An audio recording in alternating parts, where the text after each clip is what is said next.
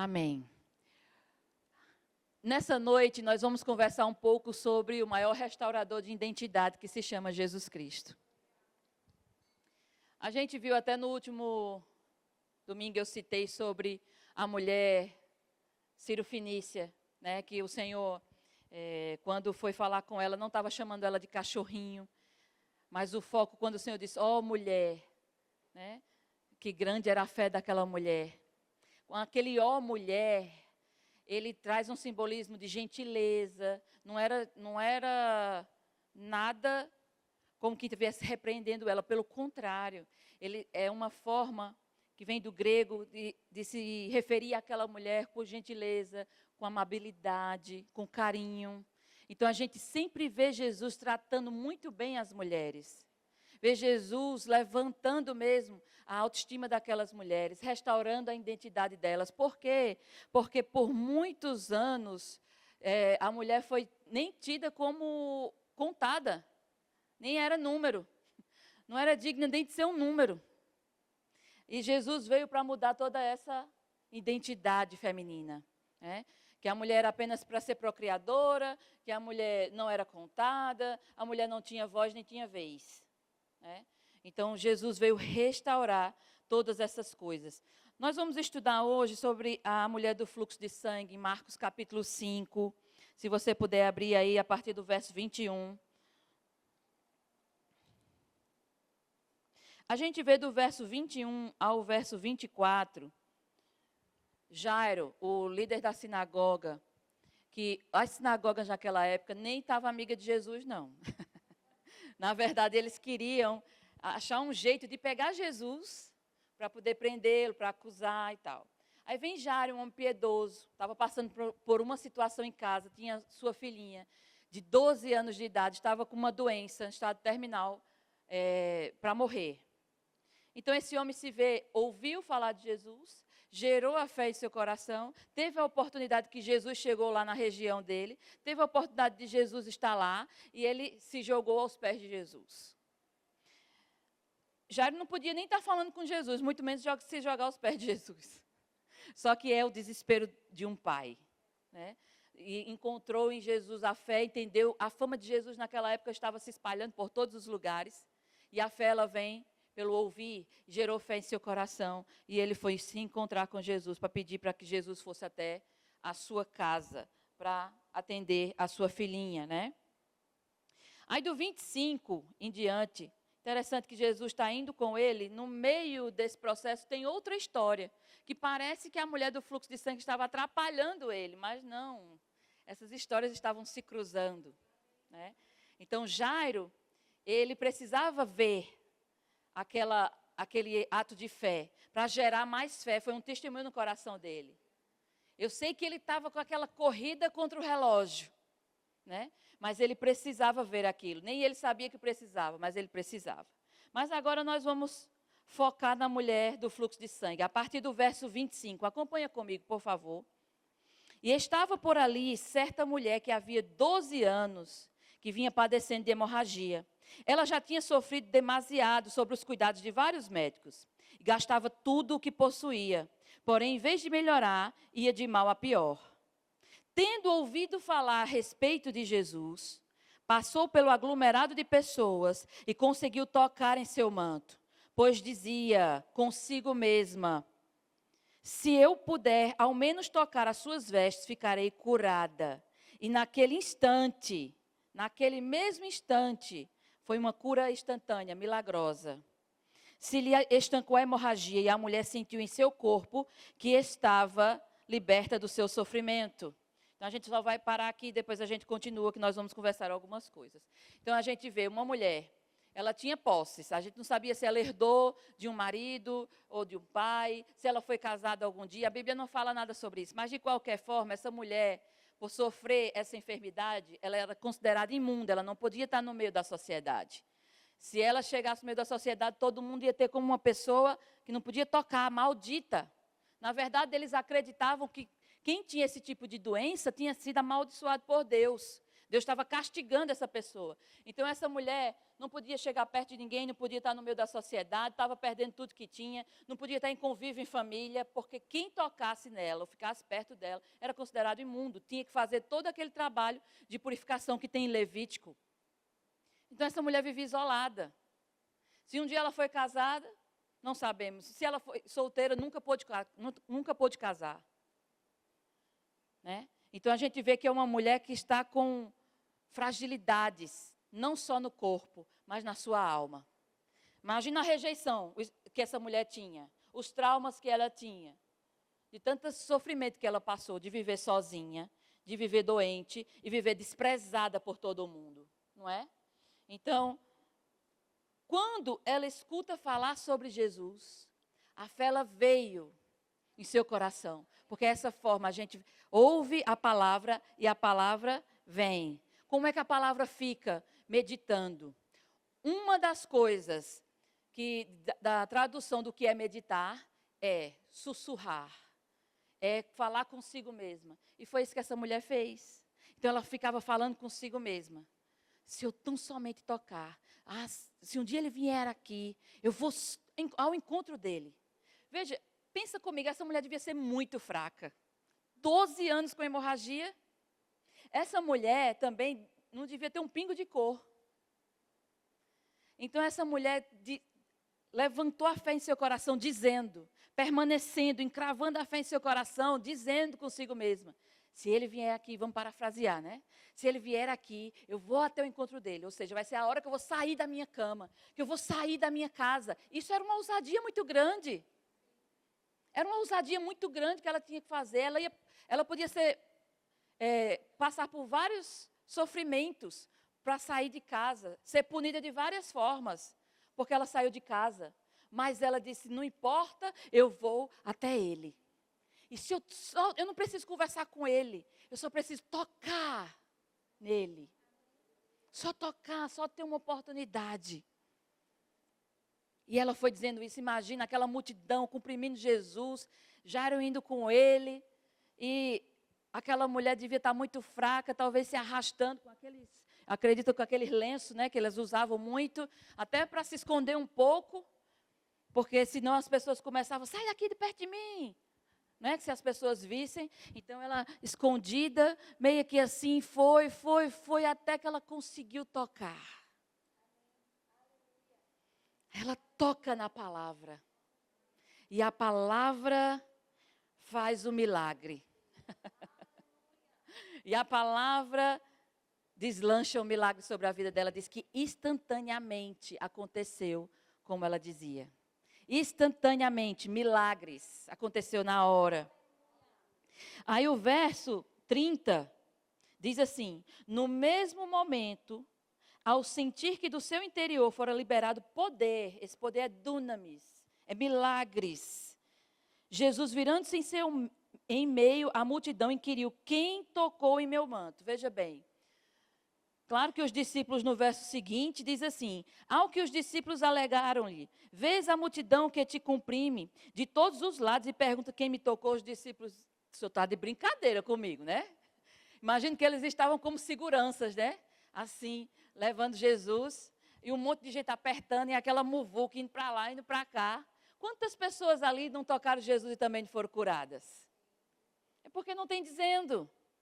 Mas quantas pessoas fizeram isso? Mas o que Jesus queria fazer com essa mulher?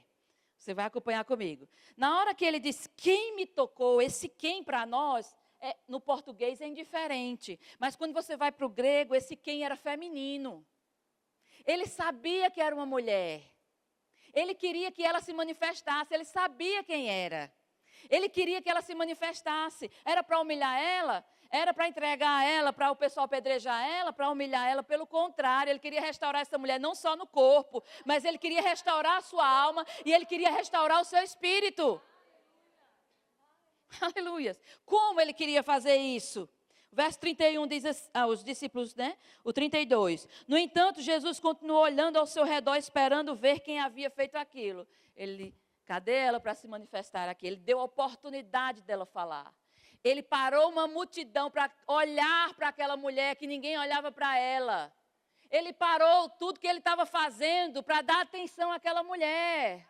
Então você vê, Jairo tem um nome, Jairo tinha uma fama, Jairo era um líder de uma sinagoga. Quem era a mulher? A gente não sabe nem o nome dela até hoje, mas o Senhor disse, mas a história dela vai ser contada em todas as gerações. Jesus estava atendendo tanto a Jairo, quanto a essa mulher do fluxo de sangue. É o que Miriam estava falando aqui no início, são pessoas. A gente precisa olhar para as pessoas. Jesus não olhou para título, para dinheiro, para nada. Jesus parou tudo que estava fazendo para dizer, pronto, é essa mulher que a gente vai restaurar aqui agora. Eu vou voltar ela para a sociedade. Eu vou trazer ela de volta. Sem punições mais, acabou. O Senhor se posicionou como o Senhor da doença e da morte naquele momento. Aleluias. Então, Jesus estava procurando quem havia feito aquilo, verso 33. Então a mulher, assustada e trêmula, sabendo o que lhe tinha sucedido, aproximou-se e, prostrando-se aos seus pés, declarou toda a verdade. Então essa mulher, ela, primeiro, ouviu falar de Jesus, ouviu sobre a palavra. Segundo, ela dizia, ela meditava. Terceiro, ela agiu em cima da fé dela. Saiu da sua casa contra todas as circunstâncias, mas foi de encontro àquilo que ela declarava.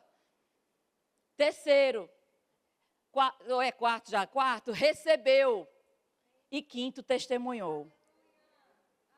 São 5 passos dessa mulher. E o quinto, ela testemunhou, porque Jesus abre aquela multidão para parar e ouvir aquela mulher. Aí o verso 34, Jesus afirmou-lhe, minha filha, a tua fé te salvou, vai-te em paz e estejas liberta do teu sofrimento. Então, quando Jesus disse minha filha, os estudiosos dizem que não tem outra passagem que Jesus chama alguém de filha. E esse filha era justamente outro ato carinhoso, gentil. Esse cuidado de Jesus, de trazer ela, abraçar, de acolher ela de volta. O verso 35, enquanto Jesus ainda estava falando, chegaram algumas pessoas vindas da casa de Jairo, o dirigente da sinagoga, a quem informaram, tua filha já está morta, não adianta mais incomodar o mestre. Mas Jesus não deu atenção àquelas notícias e, voltando-se para o dirigente da sinagoga, o encorajou, não temas. Então, somente continue crendo.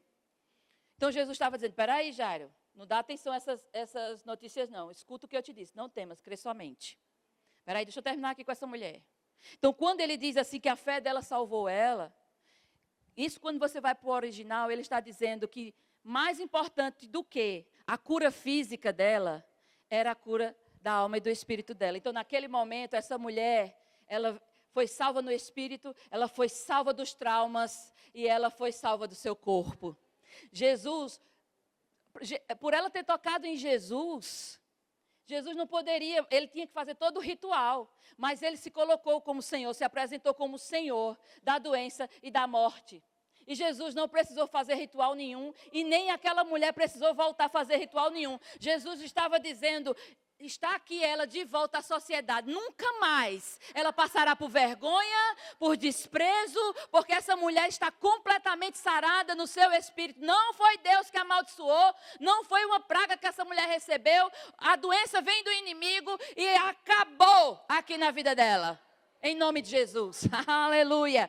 O Senhor restaura a identidade dessa mulher. Traz de volta quem ela é. Imagine, diante de todo mundo, ela pode agora ir no mercado, sem as pessoas ficarem assim olhando para ela, porque Jesus a honrou na frente de todo mundo. Ela pode ir numa farmácia, ela pode ir numa padaria, ela pode andar, voltar a conviver com seus familiares. E em festas de aniversário, ela voltou, essa mulher reviveu.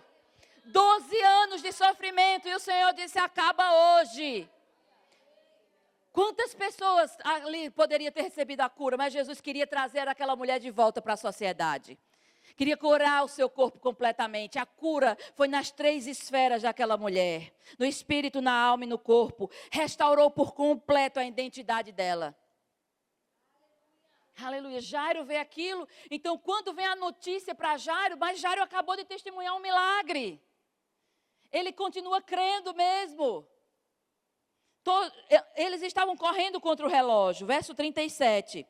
E ordenou que ninguém o acompanhasse, a não ser Pedro, Tiago, João, irmão de Tiago. Assim que chegaram à casa do dirigente da sinagoga, Jesus observou grande agitação, com muitas pessoas consternadas, chorando e se lamentando de alta voz. Ao entrar na casa, lhes questionou: por que estáis em alvoroço e pranteais? A criança não morreu, mas está dormindo. E todos ali menosprezaram o juízo feito por Jesus. Ele, contudo, mandou que saíssem, chamou para perto de si o pai e a mãe da criança, bem como os discípulos que estavam em sua companhia, e adentrou o recinto onde jazia a criança. Então, pegando na mão da menina, ordenou em aramaico: Talita cumi. Na versão minha tem dizendo que significa: filhinha, eu te ordeno, levanta-te. Mas no aramaico, no original, tem dizendo, significa literalmente: cordeirinha, levante-se. Jesus era muito fofo, não era?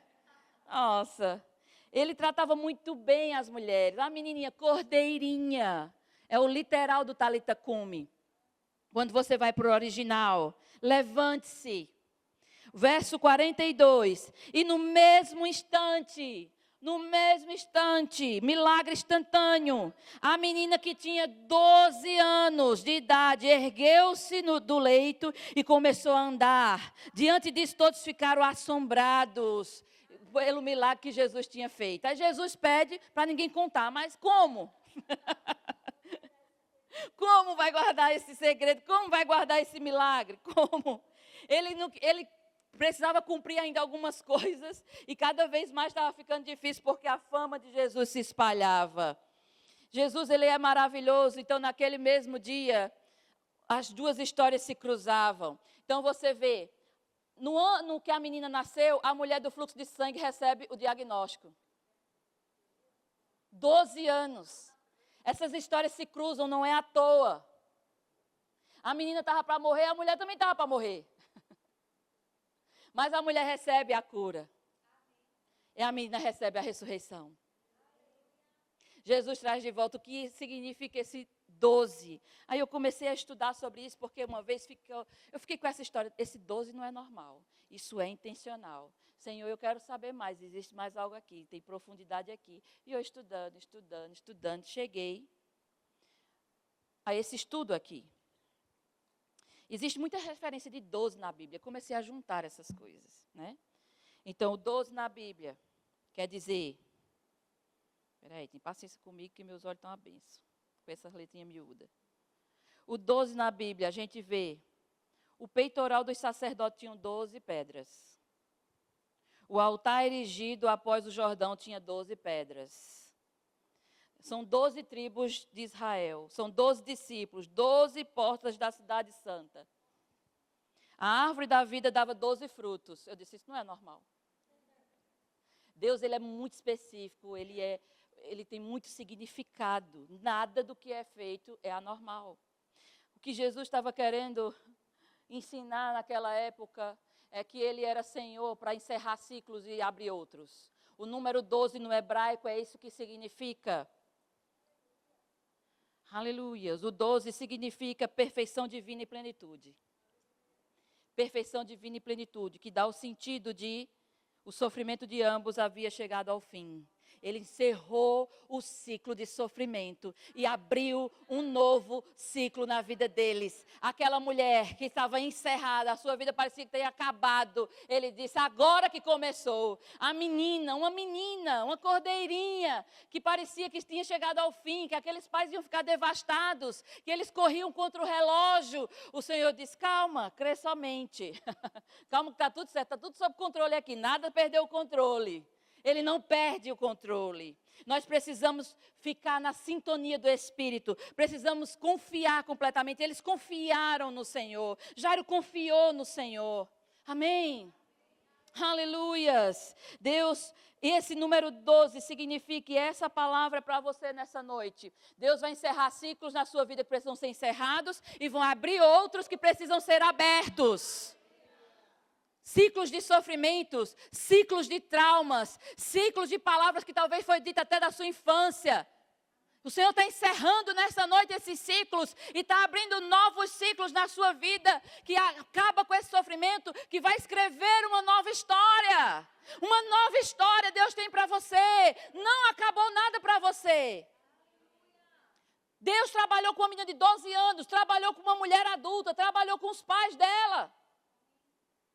Acabando o sofrimento, não importa a idade, o ciclo, não importa se tem dinheiro, se tem status, se não tem. Ele vê você, Ele vê pessoas, é você que Ele vê. É você que Ele ama, é você que Ele quer restaurar. Ah, Senhor, mas se eu tivesse tido isso, se eu tivesse casado assim, se eu tivesse feito isso. Não, é tempo do novo de Deus agora, do novo ciclo. O que ficou para trás, ninguém pode voltar para trás. Mas a gente tem todo um alvo para seguir, tem toda uma frente para seguir e acertar. Se não foi como a gente queria, então que a partir de agora seja em linha com essa palavra, ouvindo a palavra do Senhor, meditando, dizendo com você mesmo, falando com você mesmo, essa palavra de dia e de noite, não tira do teu coração, não tira dos teus olhos. Aleluias. Aleluias. É isso que o Senhor tem para nós nessa noite. Tem ciclos sendo encerrados e ciclos sendo abertos. O Senhor está colocando um selo e dizendo: acabou, diabo. Acabou para a enfermidade, acabou para a miséria, acabou para traumas, acabou para vergonhas, acabou. Aleluia. Porque o Senhor é bom, Ele ama você, Ele é gentil com você, Ele quer te ver bem. Mas você precisa tomar posturas. Esta mulher tomou uma postura, saiu de casa fraca, sem querer saber dos julgamentos, que ela poderia ter tido muitos, talvez não conseguisse nem chegar até lá. Com um ou outro empurrando, ou talvez todo mundo abrindo, sem nem querer tocar nela. Mas ela nem pensou mais sobre isso. O que ela pensou foi olhar para o autor e consumador da fé, Jesus Cristo. Então é isso que a gente precisa, olhar para frente, olhar para o Senhor. Deixa as cargas, deixa no altar do Senhor nessa noite. As meninas do louvor, pode vir, por favor. Vamos ficar de pé. Você vai colocar as cargas de tristeza, de peso. Vamos louvar, meninas.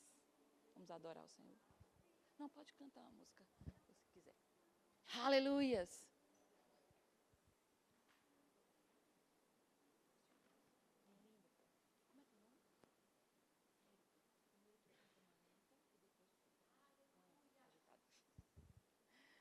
Aleluias. Então agora mesmo, você vai fechar seus olhos, você vai se colocar diante do Senhor. O que estava te trazendo peso, o que estava te trazendo trauma, coloca diante do Senhor agora, deixa na mão dele para ele encerrar esse ciclo. Ele está quebrando o ciclo de escassez na tua família, na tua vida, quebrando o ciclo da miséria, quebrando o ciclo da doença. Você não vai ter doença hereditária, não, porque no seu sangue corre o sangue de Jesus. Oh, aleluias. Você pode não ter vindo de uma família próspera, mas a partir de você, vem famílias prósperas, a sua descendência é abençoada, a sua descendência é próspera nessa terra, a sua descendência é benquista nessa terra, fará proezas, em nome de Jesus, em nome de Jesus. Comece a orar entregando tudo ao Senhor, toda dor do teu coração, toda tristeza. Oh, que Ele está encerrando esse ciclo nesta noite. Acabou! Acabou! Aleluias! Aleluias! Sim, Senhor, a Tua graça nos basta. Aleluia! Obrigado, Senhor, que podemos derramar o nosso coração diante do Senhor. Obrigado, Pai, porque os teus ouvidos estão atentos ao nosso clamor. Obrigado, Senhor. Oh, aleluias. Oh, rabacharabacandaranama yeyamamas. Riki eu chombra mamande yeje manando cherabacanda yarabasarabacantarabas. Oh, rababahashoreberecandarabalarabasharabacantarabas. Oh, aleluia. Novos ciclos estão sendo abertos. Chamados que estavam enterrados sendo levantados. Sonhos que você não sonhava mais, tirando da gaveta. Oh, aleluias. Projetos do coração que nem você acreditava que poderia ser possível. Reavivando no seu espírito. Oh, obrigado, Senhor. Aleluia. Oh, rabacandarabacharabaracandaranás. O Senhor vai trazer ao seu coração a instrução. Seja o sonho, seja o projeto, seja o seu chamado, seja o seu serviço. Restauração completa agora, em nome de Jesus. Restauração completa.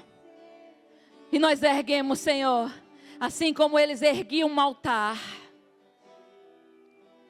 Nós erguemos um altar, tira agora um altar espiritual. Com nossa adoração genuína de coração e de lábios e de mãos levantadas. Aquele que restaura a identidade. Aquele que arranca toda a raiz de traumas. De rejeições. Talvez desde o ventre da mãe foi rejeitado. Nesta noite o Senhor está arrancando toda e qualquer raiz. E abrindo um novo ciclo. Para você trilhar. Debaixo da bênção. No novo tempo. Uma nova unção. Te capacitando, te dando ferramentas espirituais. Para você cumprir. Você não está sozinha para fazer mais. Oh, aleluias. Vem uma direção no meu coração. Procure uma mulher aqui no templo, umas às outras. E comece a derramar do que tem no seu coração para ela. Ore por alguma mulher aqui no templo. Não deixa ninguém sozinha. Ora umas com as outras.